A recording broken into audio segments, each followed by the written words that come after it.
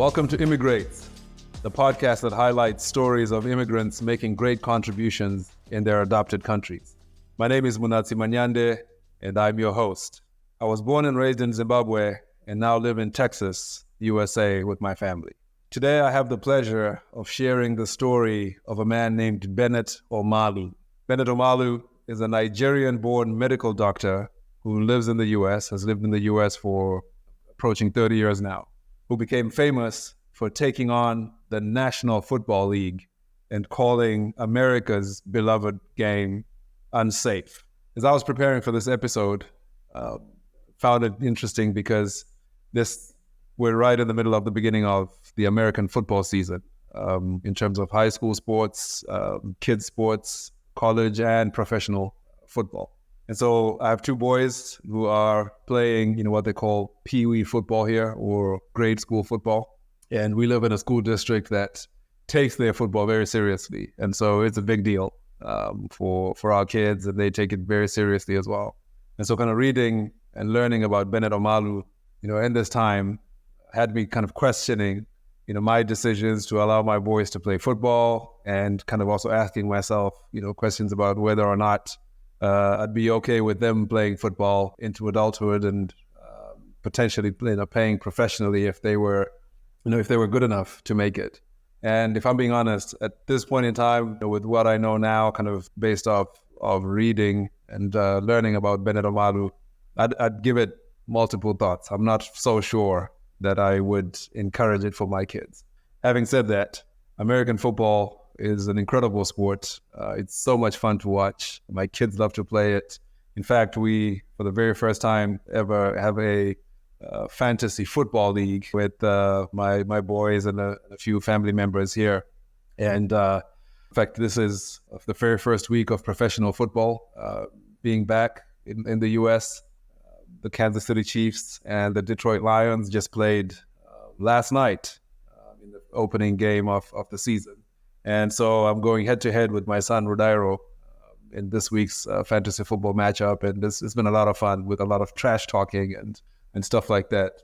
And so with that backdrop, I've been processing the story of Bennet Omalu and his discoveries and some of the conversation that's come out of that. And it's been an interesting time and caused a lot of reflection for me personally, but also me asking questions about the safety of my sons and of the sport in general, bigger picture. It's definitely a nuanced conversation that many people will want to engage in, and living in a state like Texas, talking about outlawing the sport is a non-starter. You'll hear people in Texas talk about the three most important things in the world are faith, family, and football. You'll hear people saying that, and they love their sports, and it's a big deal. They spend a lot of money on their sports, especially football. And it's fun to be a part of, if I'm being honest. Anyway, let's get into the story of Bennet Omalu. So Bennet was born in Nigeria, the early 1960s. And he was born at a time when Nigeria had just become an independent country. Nigeria had been a British colony, exactly like my home country of Zimbabwe. And so he was born around the time that Nigeria was just becoming an independent nation. And he was born at a time when Nigeria was actually in the middle of a civil war. And I found incredible parallels between the story of Bennet Omalu and my personal story, which I want to share as part of this podcast. I, too, was born right as Zimbabwe was transitioning from being a British colony into an independent country.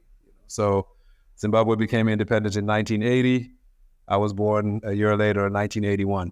And around the time that I was born, or not long after I was born, there was actual what one could call a civil war. That happened. It was more targeted, so maybe it wasn't really a war if it because it was one-sided. But essentially, the government in power in Zimbabwe went on a campaign that lasted a few years. Where they were targeting people that they believed were supporters of a different party.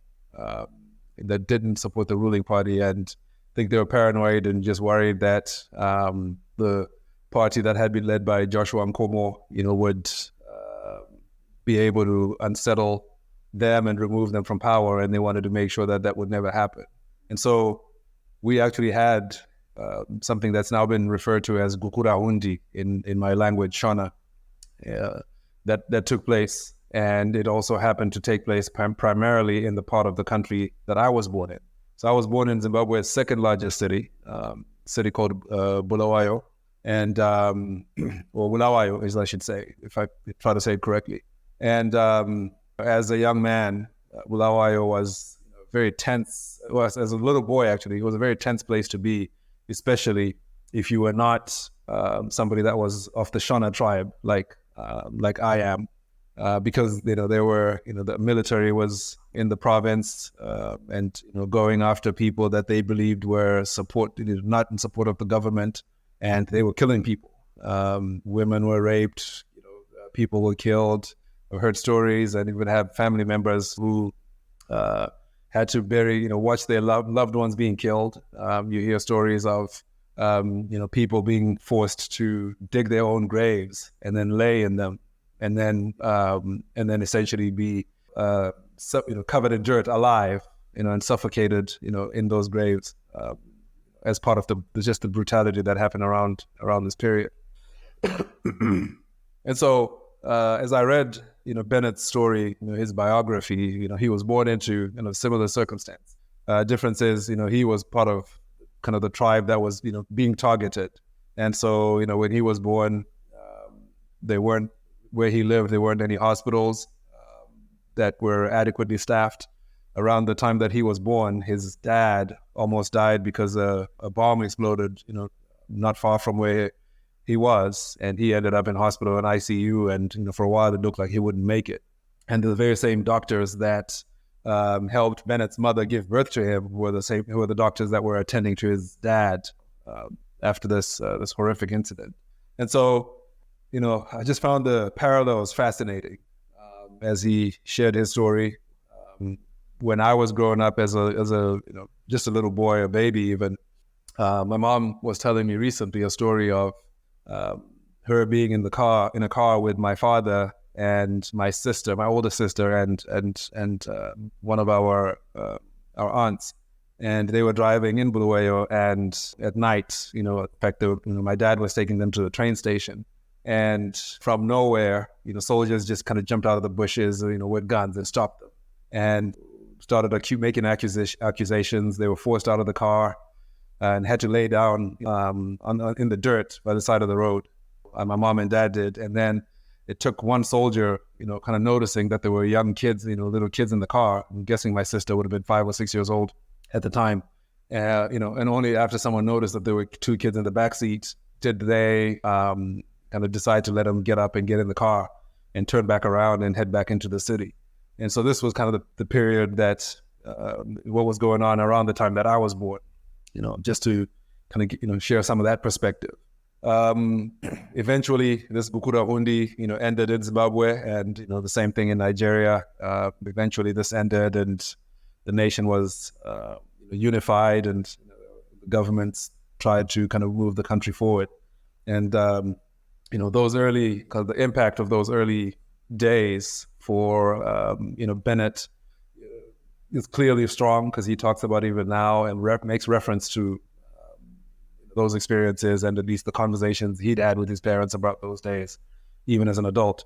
And I can say my experience as well of having grown up, or having been born at a time when things were really tense, has also shaped me in significant ways. And I think I have certain views that I've carried because of those experiences and the experiences of those around me and people that I cared about deeply. Another parallel, as Bennet talks about, growing up, was his education. The education system, because Nigeria was a British colony, was very similar to the education in Zimbabwe. And Bennet, much like me, his father had gotten a chance to get educated with support from the church in Nigeria, and his father had ended up actually going to the UK for university, and then coming back to the country with a degree in mining engineering, and then working for government or kind of semi-government entities in the mining sector. that's a direct parallel again with my life, my personal story, because my father too was a beneficiary of education, that sponsored by the church, coming from a family that didn't have very much. And my dad too had an opportunity to go to university in the United Kingdom as well. And so my dad went to university in Birmingham in the UK, and then came back to Zimbabwe right around independence with a degree in urban planning, and obviously having taken lots of civil engineering courses as part of that program. And my dad would spend most of his years too working for government, semi-government institutions as well. So again, there were parts where Bennet was talking about his story. I'd be kind of thinking, man, this is crazy. This sounds like my story just 20 years later in a whole different country. Something else that Bennet talks about, when you kind of fast forward to after he was done with university and had become a doctor in Nigeria, and he decided that he wanted to travel to the United States to go to school. I laughed quite a bit as I read about him tell stories, because he tells a particular story of when he was going to the U.S. Embassy in Lagos, in Nigeria, to try to get a visa to come to the U.S. on it was a medical exchange program that he was trying to use to come to the United States. And he talked about how at that point it was extremely difficult for Nigerian citizens to get visas to come to the U.S. And his experience was just incredible. He went to the embassy. He talks about having to get to the embassy at 5 o'clock in the morning to kind of line up outside the embassy, which is similar. I think most African countries for sure can relate to that story. I think now in kind of more recent times, because of more coordinated appointment schedule systems, now when you book an appointment to go to the U.S. Embassy in any country, you typically will be able to get an actual date and a time slot to arrive at the embassy and get in for your visa interview. But back then, he was talking about how people would get to the U.S. Embassy at 4:30 in the morning and just wait in line. It didn't matter if it was raining or if it was really cold. People just would wait in line outside the U.S. Embassy. And you're not waiting in line kind of under some kind of covered awning or anything like that. You're just kind of out exposed to the elements. And so if it starts raining, people are getting soaked in their suit and tie, but you can't leave, because if you miss your opportunity to get in, it might be a long time before you can come back again. And so as he's describing that and kind of going in finally for his interview, and him having all the documents that he felt that he needed to be able to get the visa to come in for this exchange program, he still was denied the visa. And he talks about being told, hey, we've denied you, your visa is denied, and him asking for a reason why, and being told, we don't have a reason for you. You can, if you want, you can appeal, but your application is denied. Again, those things that I can definitely relate to, I think being somebody that comes from Zimbabwe. I know so many stories, so many loved ones, close family and close friends that have been through, similar circumstances, where they've been denied visas, and you kind of walk out of the embassy and not really sure why you've been denied the visa. Sometimes it's people that have traveled in and out of the U.S. and have never overstayed their visas or done anything wrong, and it's just what the way it is. And even today, there's not really an appeal system that you can use, and so you end up having to, if you want to try again, you just have to pony up the money to schedule another interview. If my memory serves me correctly, it costs about $160, I think, every time you apply for a visa to travel to the United States. And so I've known people that have gone 3 or 4 times really trying to get here. And sometimes it's just because they have a kid that's graduating from university and they want to be there for their kid's graduation, or they've got a loved one that's sick and things, but 3 or 4 times and that visa is denied. And it's really tough. I don't know how true this is, but I remember hearing a rumor that the U.S. Embassy in Zimbabwe was able to build a whole, brand new embassy at the cost of like $200 million US, and finance that primarily through visa application fees. And I'm telling you, the majority of those applications are denied. And so, there've been some conversations over kind of whether that's ethical or right or not, but I know that the U.S. Embassy in Zimbabwe, and I'm pretty sure in Nigeria as well, they make a lot of money from these application fees. And so just processing that was really interesting because I could relate to what Bennet was talking about. In my last podcast, as I was kind of telling the story of Arnold Schwarzenegger, it was a fascinating story for me, but it was me telling a story that that I didn't relate to very much. I didn't grow up in Europe. I'm not a white European. I'm certainly not a bodybuilder. And so, we're very different personalities and coming from very different backgrounds. But Bennet is very much feels like there's a lot of me in his story. He grew up also having to go to church by force, by hook or by crook. I can relate to that too because I grew up in a family too where on Sunday we went to church. When I was a little bit older, I was able to kind of say to my mom, okay, I don't really want to go to that church that's 3 or 4 hours long, that service that's 4 hours long. But I still had to find a church to attend because that part was not negotiable. So Bennet talks about that as well. And even in his book, he's referencing God a lot and kind of him, believing that him coming to America and the work that he's been doing is work that God had created him to do, and he was destined for it. That's really an interesting part of the story as well that I enjoyed learning about. He touches on too, in his book. By the time he's in the United States, he touches on racial equity issues in the U.S. When he was, now in a residency program here in the U.S., he had a friend that told him that he felt pretty certain that Bennet was fortunate to have been born in Nigeria and fortunate to have become a doctor in Nigeria, because had he been born in the U.S., the odds of him becoming a doctor and making it to medical school as a black man would have been just the odds would have been much smaller.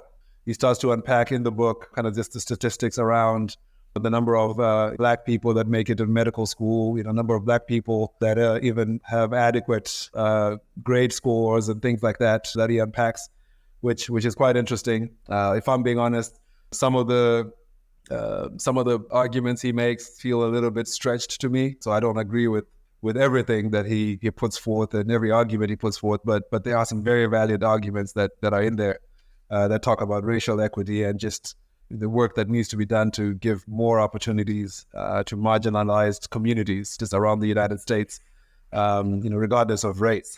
Bennet also talks in his book about the struggle to have to send money to your family every single month as an African. And I laughed too when I read about that, because I think anyone that's listening that's from Africa, that's got parents, loved ones that are still living, that are still back home. We know so much about that. We're all sending money on a regular basis because our parents generally need help and support. Bennet talks about how his father's pension was wiped out because of corruption and just the economic mismanagement in the country of Nigeria. And I could relate with that so well, because my father too had worked to contribute to his pension significantly. And I remember in 2008, him getting a check that was supposed to be a payout for his entire pension, and it wasn't even the equivalent of $5 American. So you can imagine, you work all your life saving up for a pension in the future, and then in your late 50s, because the economy has imploded and there's hyperinflation, the insurance companies kind of that you've invested in just write you a letter and say, we're closing out your policy because of the inflation, and so we're distributing all the proceeds to every person that's contributed. Here's your contribution, and it's worth the whole $5. You can imagine that, how difficult that is. So I know for me personally, that had a huge negative impact on my father, on his mental health, and just him being somebody who'd worked hard and had been so used to being independent and looking after himself, and suddenly being faced with living the rest of your life with no income stream that you can count on. And so myself, my sister, over the years had to kind of step in and try to support as much as possible. And that's just normal. So most people that you meet in the US or in Europe that are from Africa, I can guarantee you have family members that they're supporting back home and are sending money on a regular basis to look after those people. So again, Bennet talking about that was really interesting to me. I'm going to pivot now to kind of talking about Bennett's professional career and why he ended up being in the crosshairs of the National Football League. So I mentioned earlier that, he became a medical doctor in Nigeria. He eventually managed to come to the US and get into graduate school. He was a doctor, he got into graduate school, and then he had to work to get licensed to become a doctor and do his residency over here as a doctor before he could practice. He ended up getting into pathology and specializing in essentially doing kind of post-mortem. So he's the kind of doctor that spends a lot of time around corpses. Essentially, we'll do post-mortems and confirm the reasons why somebody has died and try to make sure that things are done correctly. If someone's been murdered and there's, some police investigations involved, he's putting together reports that the police are going to use as part of their, building their case. Then the legal system is all, takes those reports in and utilizes them to try to pursue justice. So everything changes for Bennet Omalu at a time when he's now living and practicing medicine in Pittsburgh, in the Pittsburgh area in Pennsylvania. And, he shows up to work one day and the corpse that's in front of him is the body of a man named Mike Webster, who was a former National Football League star. I think he was an offensive lineman for the Pittsburgh Steelers. And if you know anything about American football, the Pittsburgh Steelers are one of the storied franchises in the country. And they have a rabid following and people that love the Steelers and nothing else. And so, Mike Webster's body ends up in front of him and he starts to do his job, which is cutting open the body and looking at the heart and the lungs and all these and kind of trying to understand, what led to somebody being killed, somebody dying. And what had actually happened was that particular morning, he says he normally didn't turn on the TV, or the news or anything like that in the mornings. But this particular morning, as he was getting ready to go to work, he turned on the news and, everybody in Pittsburgh was talking about Mike Webster, who'd been a superstar, a football star, but whose last few years had been extremely difficult. So he had, suffered incredible depression, had been prone to violence and, had ended up addicted to drugs and alcohol and things like that. And just his life had unraveled. His family, his wife had left him eventually and he'd ended up homeless and living in a truck until he died. And so because he'd seen this in the news before he got to work, when he saw that this was the same person he'd been learning about on the news, he got really curious and was wondering why somebody who had had that kind of life, somebody who'd been that beloved, would have, had such a difficult time in his last few years of life. And so he decided that he wanted to try to unpack it. Now, if you read his book, Bennett's book, or if you've watched the movie Concussion, the movie Concussion is actually about Bennet Omalu. He's an eccentric character who will actually, be having conversations with the corpse in front of him as he's cutting him up, and just saying, okay, I need you to show me kind of what happened. I need you to show me, what it is that killed you so we can let your family know and your loved ones know and they can kind of have closure and things like that. So he'll be having conversations with these corpses that he's working on. And so he starts talking to Mike and says, hey, help me understand what's going on. And so he starts looking at all his organs and he does his job, but there's nothing abnormal that he picks up. He then decides to kind of take it a step further and do some deep analysis on Mike Webster's brain. And so he ends up cutting out the brain and putting it through some process that he calls fixing the brain, which is essentially immersing the brain in some liquid. I'm not a scientist here, so disclaimer, but my understanding is, they allow the brain to sit for a number of weeks in this liquid, and then that allows them to then go in and kind of dissect the brain and really be able to pick up any anomalies. And they go through that process, and lo and behold, when he finally gets to investigate the brain, he notices that Mike Webster's brain was far from normal. So, there were, real significant signs of brain damage that Bennet himself had never seen or ever heard of.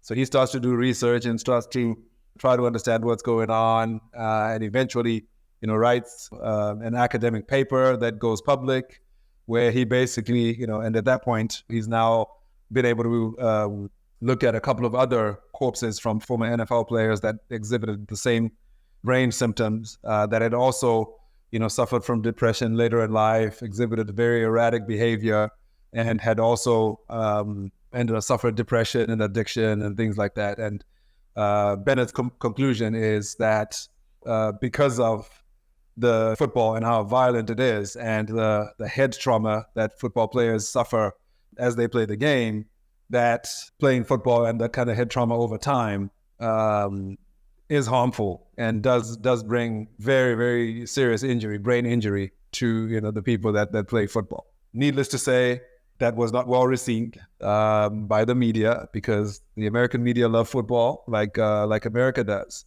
It certainly was not well received by the NFL. And so, the NFL is a big corporation, multi-billion-dollar corporation. They have a lot of power, a lot of reach.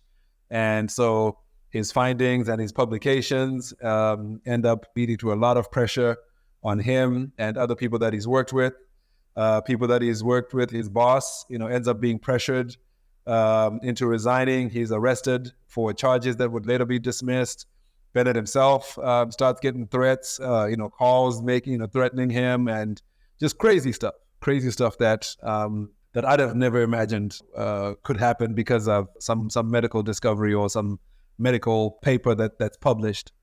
But a lot of stuff starts happening. The NFL starts putting pressure on other institutions that he works with or that work with his office, to the point where people don't want to work with him anymore. Established medical journals start issuing kind of disclaimers and basically questioning the rigor of his work and the accuracy of his scientific methods and things like that. And it's just crazy, all this stuff that's going on. Eventually, he ends up having to leave Pittsburgh because he just couldn't live there anymore. And he tells a story of how he and his wife at that point had been building their dream home, a $1 million dream home that they'd worked hard to build.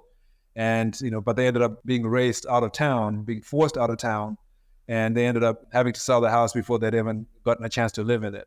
And so his discoveries and the kind of the pressure that was put on him came at huge personal cost. In fact, if I remember correctly, he talks in his book that because they were forced to sell the house, and it was also at a time when the housing market had gone into a drastic downturn, they ended up having to take a $250,000 loss on the home that they'd built as he ended up taking a job in California and moving to the West Coast. His story ends up becoming a movie that was directed by Ridley Scott, and his character was played by Will Smith. The movie is Concussion. Like I said, you should check it out, when you have some time.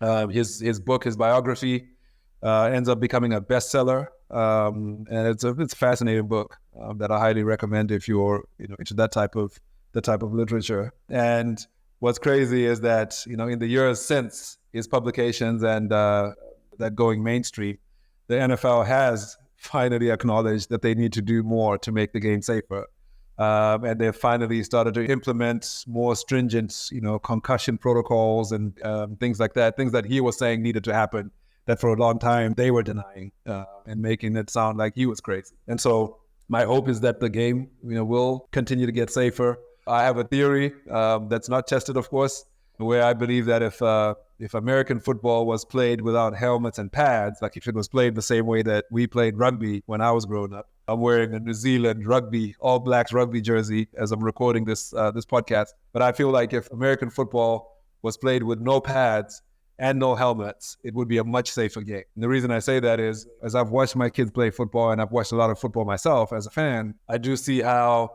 having a helmet on you and having all those pads on you make it easy to use your body as a weapon to hurt somebody else. Because you can, if you hit somebody correct, in the right places using your helmet, you're going to cause some real damage. But if somebody was, if I didn't have a helmet, I'm not flying in head first to hit anyone. The rugby form tackle is the tackle that you would have to use exclusively if you were playing, if you didn't have a helmet and pads. And I think that would make the game infinitely safer. That's not to say that, rugby players don't suffer from concussions, and I'm sure they do. But I feel pretty strongly that the extent of it is not as bad as probably what happens in the NFL. I think that the helmets and the pads give us a false sense of security, a false sense of protection that leads to people being a lot more reckless than they would otherwise. We're seeing changes even in how kids football is played and kept safer.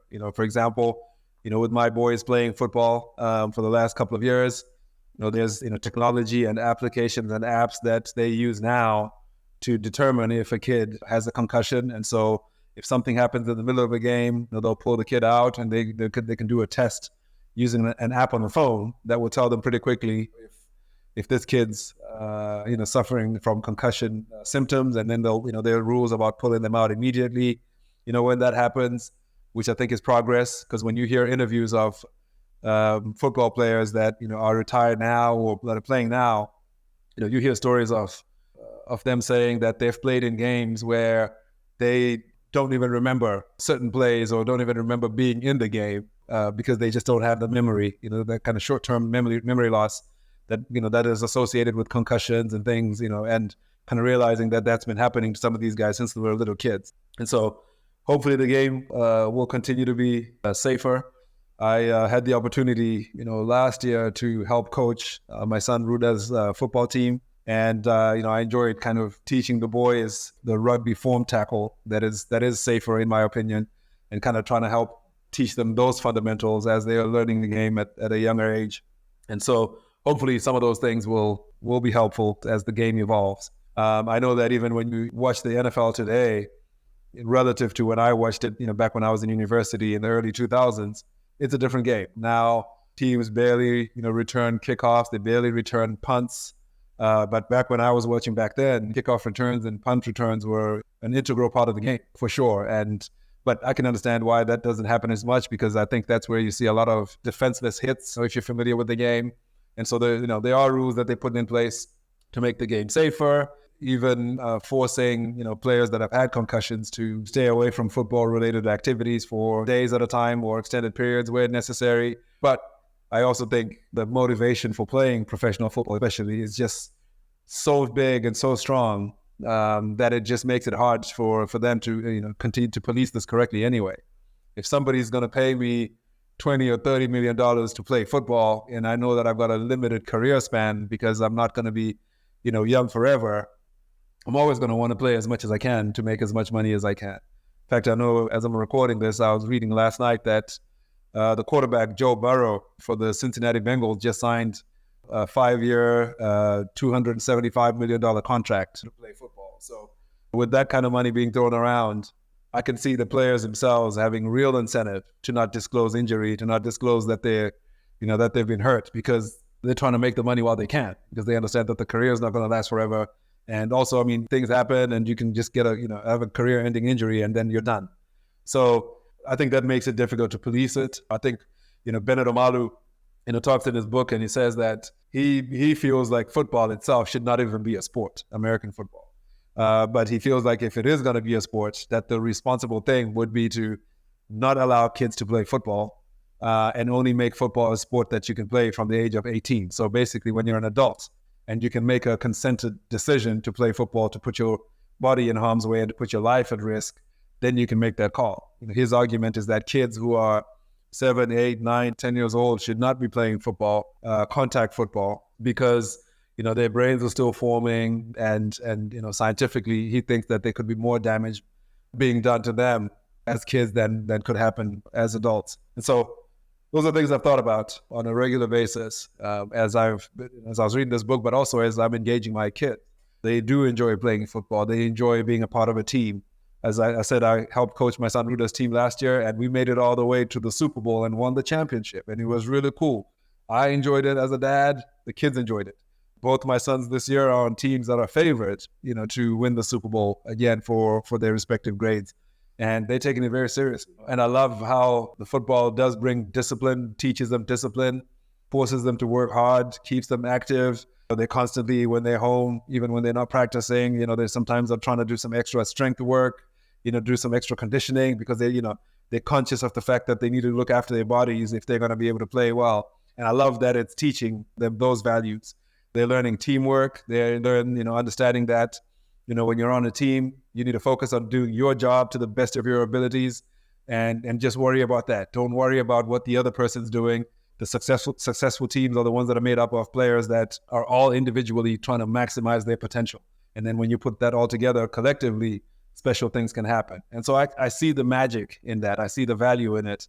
But at the same time, I'd hate for my kids to be adults and to suffer negative effects from having played football and played sports when I, as the dad, was responsible for making those decisions.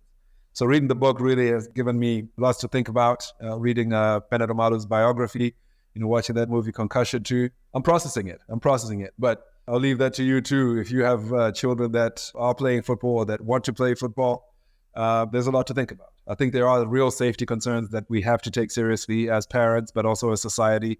And I think the leagues themselves need to do better in terms of implementing rules and just making the game safer.